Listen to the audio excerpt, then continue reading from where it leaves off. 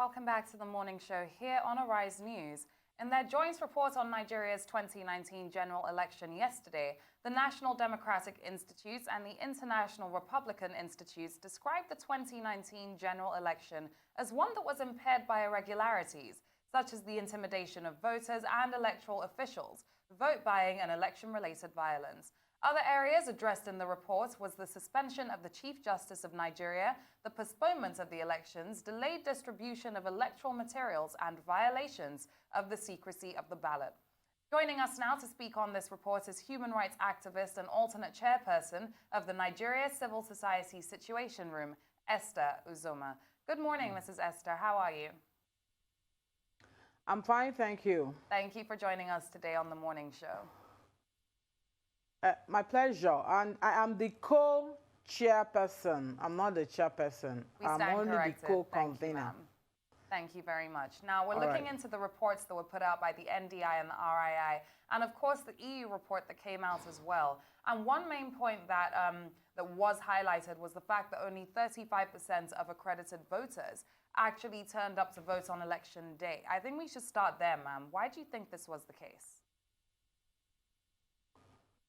Well, how can I cannot state, for sure what was working in the minds of people, why they did not turn out, why they did not participate in a civil process. I can only speak to the environment that pervaded this period. Several reports, have it that the environment was charged. As such, it is only out of abundance of caution for fear of security to their lives that people did not turn out. So that could be one of the reasons. Another reason could be, lack of, people don't just, really care about whichever way it turns. Perhaps they do not, have faith in the process. The reasons can be, they can be anything, but I can only hazard a guess. Yes. I want to take you to the president's premise, which he has expressed on June 12th during his speech, where he said that he sort of gave himself a pass mark with regards to how he upheld the independence of INEC, funded them as required, and said that the elections were free and fair apart from pockets of violence, as he put it. How would you describe what you observed? Well, Mr. President, what we observed from the field, and this is also validated by the reports of various observer groups, it was charged. The security agencies at a point hijacked the duties of INEC. You could not tell specifically who was working, who was doing what, and from where. It appeared as if there was an uprising and that the forces of states were mobilized to quell an uprising. You could see what happened in Rivers, in Imo State, in Kano.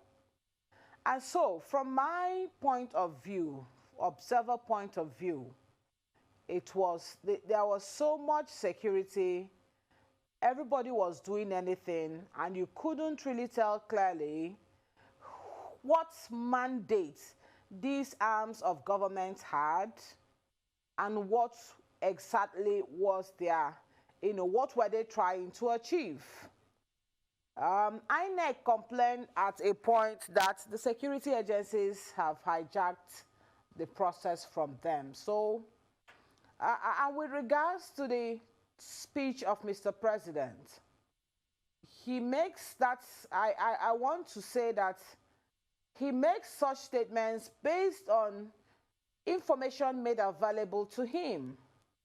And whether or not that information reflects the actual occurrence on the field is an entirely different question. Pockets of violence. When we're talking about pockets, yes.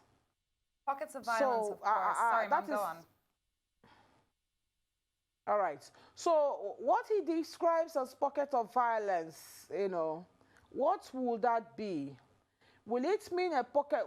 Does it qualify as pockets of violence when, for instance, 10 persons are dead in a particular PU?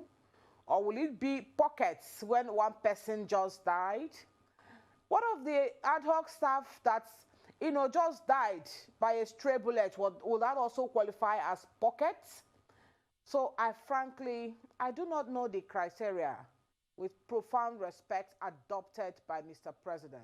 But the violence that we experienced, that I observed, were fatal. They were not just pockets, because people died. Absolutely, and there's a serious aura of insensitivity that comes with the statements pockets of violence when we do know that over 150 people were killed. We do know that over 35 journalists in 21 states had their lives at risk as well. But ma'am, before the elections, we had the Voters Reform Bill also proposed, the latest being in December 2018. And this bill would have made certain amendments to the way we go about our elections anyway that would have really and truly reshaped the elections. For example, more women and youth in participation, media houses giving a free, fair and credible playing ground to different parties and contestants, and taking away or putting a cap on costs that parties can charge to people. Now, of course, the president rejected this bill. Why do you think he rejected this bill? And how do you think the Voters Reform Bill could have actually reshaped the elections? Well, number one, though Mr. President is the chief executive officer, he's also a political figure. And one trait of the politician is that he must survive an election. So, I cannot say exactly what informed his opinion, but some of the reasons he gave were germane. He talked about lack of powers, for instance, of the National Assembly to make some of the amendments they made. But all in all, you see,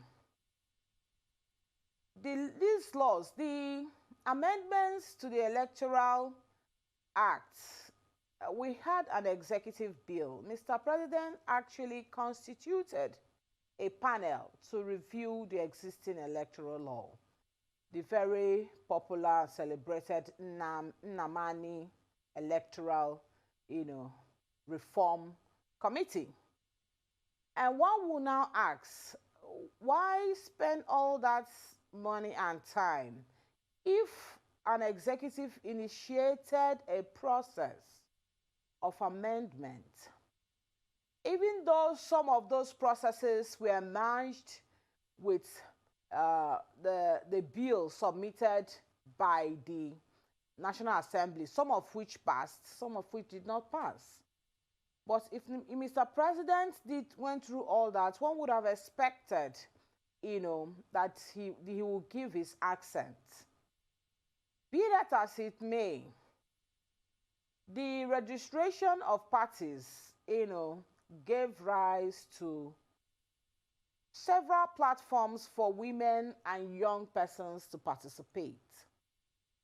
But because political parties are private organizations, they were at liberty to set limits, standards, and operational guides. So, the young persons and women were left with the young, emerging parties. But then again, all in all, Mr. President did what he thought was best at the time, again, based on information available to him. But it is time for the youth and women who constitute a greater number of the voting population to stamp their feet and make choices that reflect their constituency. INEC has come of age. To a large extent, I will say that they substantially complied with the law. To a large extent.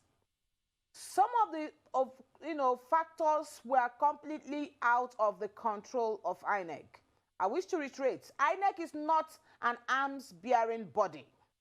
And so, even from the reports of the EU and some other international bodies, they agreed that INEC operated, quote, in a complex security environment.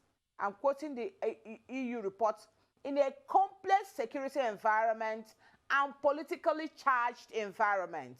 INEC itself was constantly, its staff were constantly under attack. Constantly. And so, it is time that we begin to look at this institution, demystify INEC. What constitutes INEC? It is constituted of persons who are mothers, who are fathers, who are sons, who are daughters, and this group of persons who represent INEC are constantly barraged. Some of them were kidnapped, and yes, some were raped in the line of duty. And it appears that the state is incapable of protecting this group of persons. So you've raised Yes. so many points here. Let's talk specifically about electoral offenses. As you've rightly said, INEC is empowered to prosecute electoral offenses under the Electoral Act, Section 150, but INEC has no powers of arrest or investigation, and that the security agencies do not work in concert with INEC.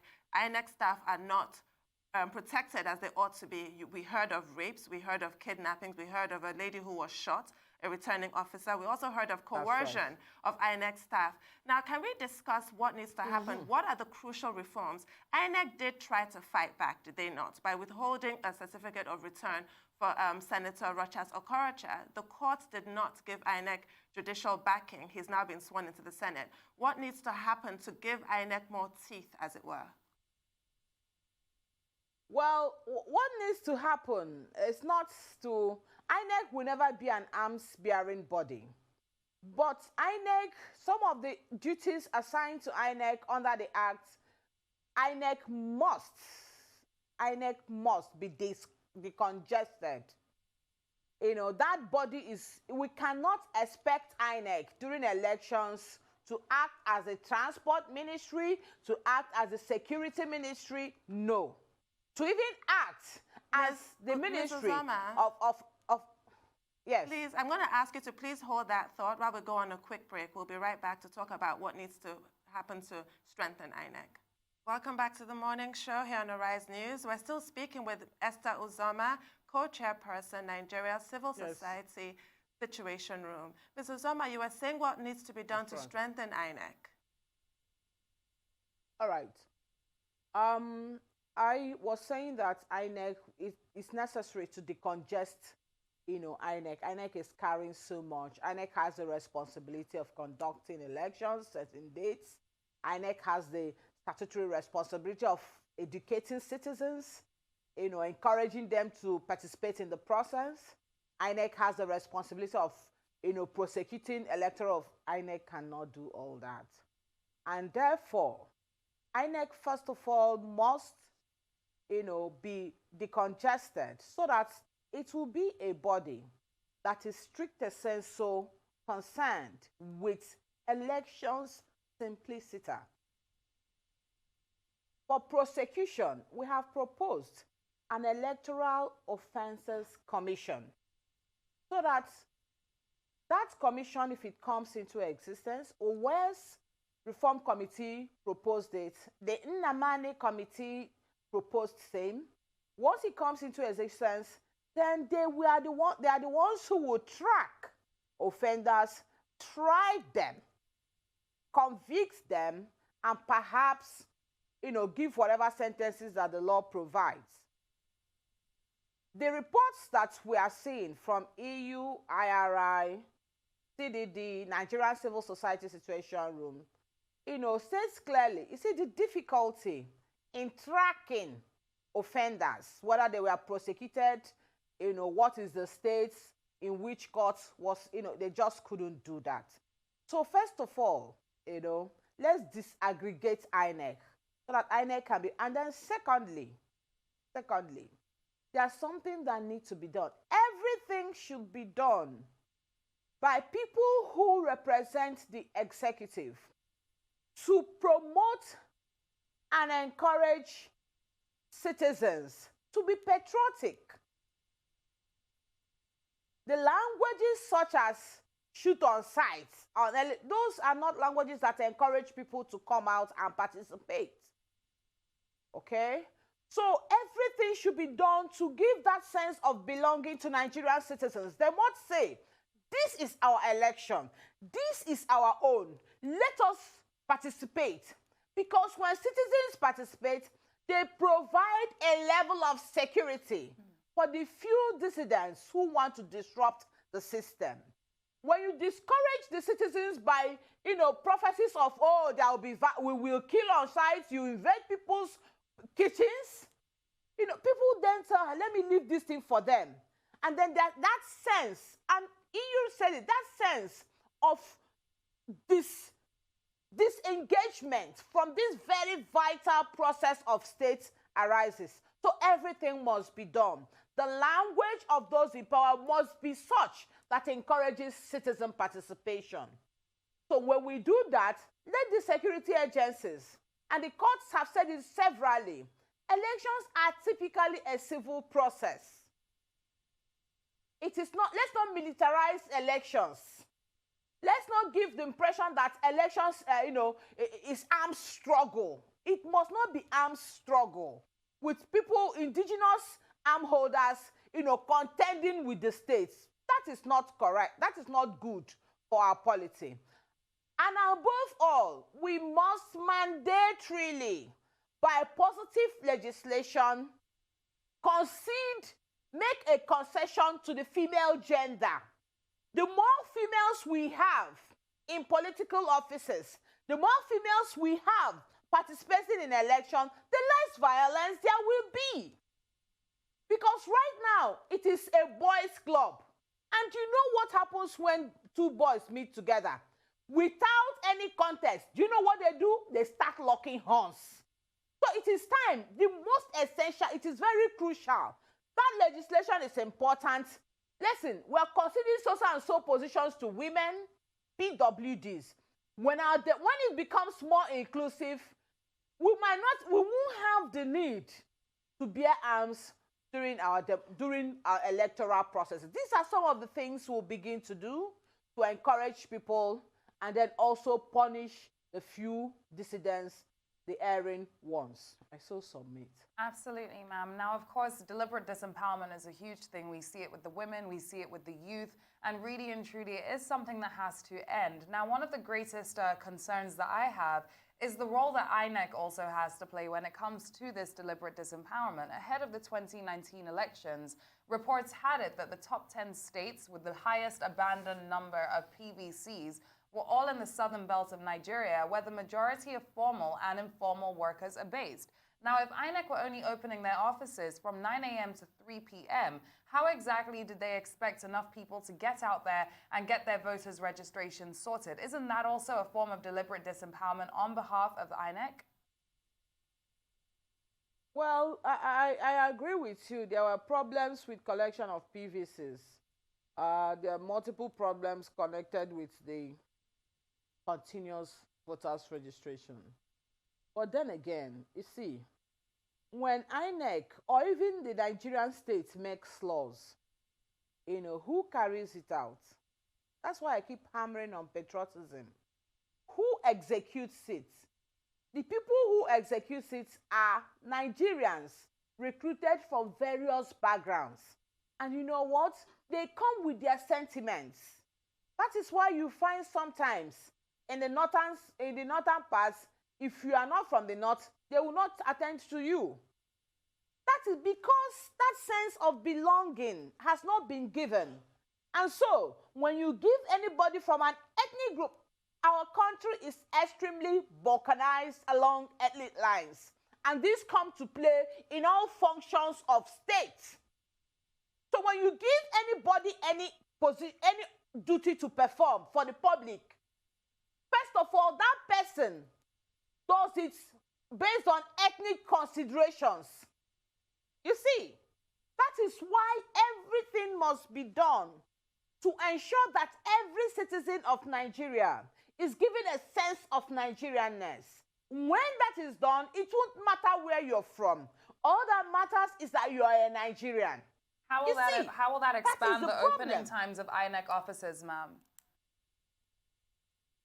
Say that again. How will that expand the opening and closing times of INEC offices?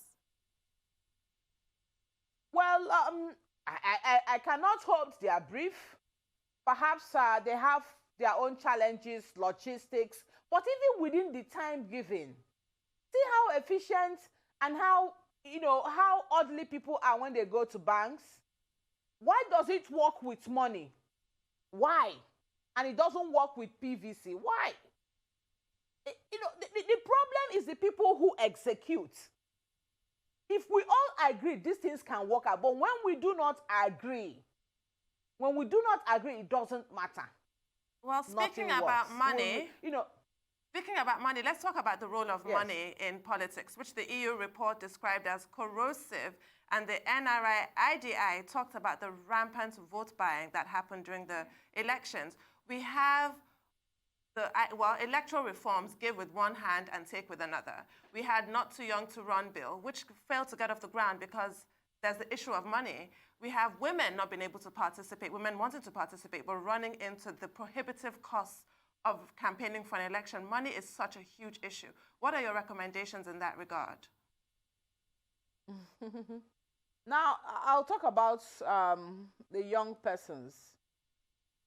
There are we have about 91 political parties now. If young people agree, if there's a consensus amongst young people, money will not be a factor. But because they have failed to agree, then the politician who is the money bag will always disrupt, break their ranks. So it's a matter of choice. The question about the issue of money is that it does not cure greed. People just want more money. A federal government wants money, more money, more money. But we are the ones who will say enough. And for the Nigerian women, particularly those who couldn't afford the lavish and vulgar, nuances of Nigerian politics, my advice will be this. We have godfathers who put funds down and say, listen, who are gatekeepers, and then who promotes a candidate and ensures that candidate. We cannot have a political paradise for women.